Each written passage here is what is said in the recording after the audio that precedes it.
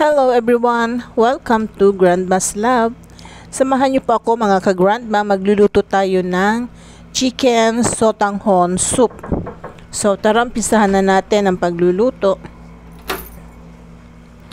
Nagpainit na po ako ng kawali and then lagyan po natin ng cooking oil.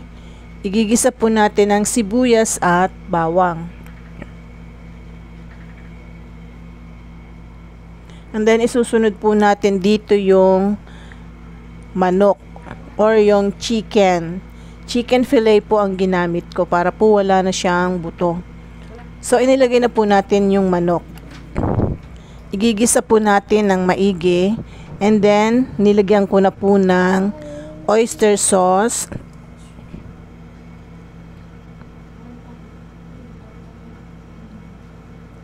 Dagdag pampalasa po ang oyster sauce. Haluin po natin.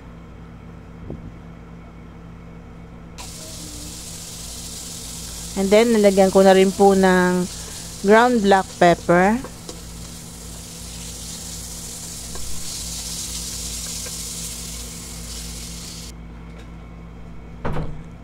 So lagyan na po natin ng tubig para po sa kanyang sabaw.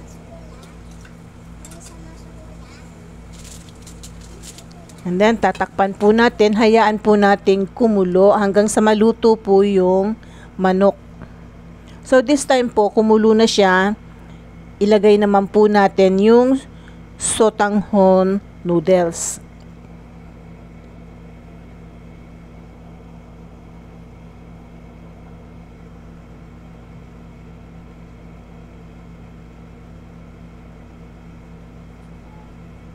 And then, pagkatapos po nito, tatakpan po ulit natin.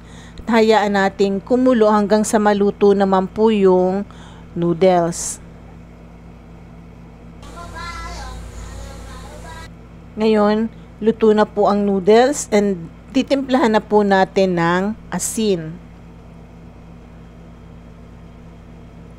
Konting minuto na lang po at pwede na po natin itong iserve.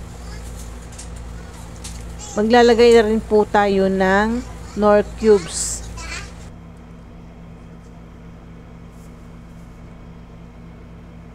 So, ito na po ang ating chicken sotanghon soup. Sana po nagustuhan nyo ang video na to. At kung nagustuhan nyo po, wag po kalimutang mag-like, share, comment, and subscribe. So, see you again on my next video. Thank you for watching. Bye! God bless everyone!